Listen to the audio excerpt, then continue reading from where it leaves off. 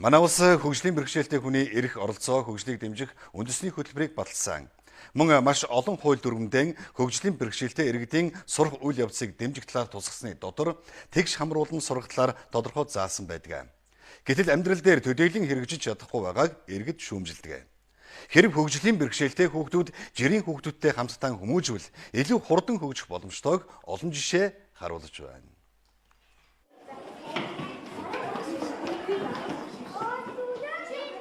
Ариун бэлэг охин энэ жил 6 нас хүрч 1-р ангид элсэн орсон. Тэрээр төрөлхийн аутизмтай хэмээн онцлогдсон. Ээж нь түүнийг сургахын тулд олон сургуульд хандсан. Гэхдээ жирийн сургалттай сургуулиудын хувьд багшлах боловсон хүчин дутмаг, тохирох хэрэглэгдэхүүнүүд нь байхгүй. Бусад эцэг эх хүүхдүүд хүлээж авахгүй гэдэг шалтгаанаар ихэнх нь элсүүлэхээс татгалзжээ. Харин Сүхбаатар дүүргийн 16 дугаар сургууль үүдэнээснээр тэр одоо үеийнхэнтэйгээ мүр зэрэгцэн суралцж мэдэхгүй чадахгүй зүйлсээ баг багаар сурч байна. Энэ хүүхдийг ингээд тусгай сургуульд явуулаад байхаар 9-р анги гээд төгсөө дуусчихна. За тэгээ 9-р анги төгсөж дуусныхаа дараа энэ хүүхдч маань дандаа нийгэмдээ тусгаарлаад байж болохгүй. Тийм учраас энэ хүүхдийг одоо яг 1-р ангиас нь цэцэрлэгийн наснаас нь сургуулийн наснаас нь эхлээд энгийн хүүхдүүдэнд оруулж нийгэм шүглэн аягүй чухал. Ариун бэлэг охин бол тус сургуульд суралцж байгаа цор ганц хөгжлийн бэрхшээлтэй хүүхэд бишээ. Түүн шиг сурах мэд хүслээр ирсэн 10 гаруй хүүхэд энд суралцдаг. 1-р ангиасаа элсэн орж одоо ахлах ангитай амжилттай суралцж байгаа хүүхдүүд ч бий.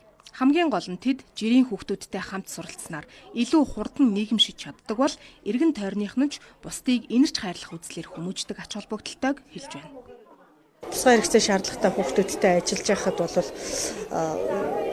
бүх хүмүүсийн сэтгэл зүрх зориулагдсан тохиолдолд бол хөгжихгүй хүүхэд гэж байдгүй, царай нь гэрэлтдэггүй хүүхэд гэж байдгүй гэдгийг бол манай сургууль суралцж байгаа. Энэ олон хүүхдүүдийн эцэг эхчүүд, хүүхдүүдийн яриа, хүүхдүүдийн сэтгэлээс бол харж болох байхаа. Заавал тусгай хэрэгцээт сургууль цэцэрлэгт хамрагдахгүйгээр хөгжлийн бэрхшээлтэй хүүхэд сурч хөгжиж чаддаг юм шүү гэдгийг бяцхан сув цэцэрлэгт хүмүүжсэн хүүхдүүд ч баталж байна. Өнгөрсөн 8 жилийн хугацаанд тэгш хамруулан сургах орчин бүрдүүлэн ажилласан эдний цэцэрлэгт 200 гаруй хөгжлийн бэрхшээлтэй хүүхэд суралцсанаас 10 гаруй нь жирийн сургуульд оржээ. Тэгш хамруулах боловсролтын одоо эцсийн үр дүн бол гайхамшигтай юм байна гэж би үзэж байгаа. Яг тэгэхээр одоо манайд чинь нэлийн хүн хэлбэрийн 4 хүүхэд хөл дээрээ босчоод явж байна. Хүн хөл дээрээ басна гэдэг бол угаасаа хүний амьдралын чанарт оруулсан хамгийн том хөрөнгө оруулалт гэж үзэж байгаа.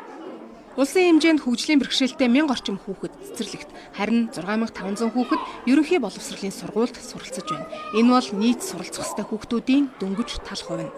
Харин тэгш хамруулах сургалтын тухайд 8 сарын 15 гэхэд хөгжлийн бэрхшээлтэй хүүхдийг одоо тухайн амьдарж байгаа сум, дүүрэг, баг тэр бүхэн тэр хүүхдийн одоо илрүүлээд тэгээд сургуульд хамрагдлыг дэмжих зөвлөл бол одоо ямар сургуульд оруулах вэ гэдгийг зааварчилж одоо чиглүүлэх ёстой. Энийний дагуу сургууль нь бол хүлээж авах ёстой гэдэг ингээд бүр зааварчлаад заасан байгаа. Тэгш хамруулах сургалт явуулах нь хүний эрхийн нийгмийн шударга ёсны асуудал төдийгүй эдийн засгийн хувьд ч ач холбогдолтойг сурган хүмүүжүүлэгчид нотолдог. Мөн нэгдсэн үндэсний байгууллагын конвенцэд хөгжлийн бэрхшээлтэй хүүхдийг тусдан сургах нь буруу хэмээн заасан байдаг. Дэлхийн бусад орнууд ч энэ жишгийн дагуу сургалтаа явуулж байна. Харин бид цаасан дээр тунхагласан олон хууль дүрмээ хөрсөн дээрээ буулгаж амьдралд нийцүүлэх шаардлага байсаар байна.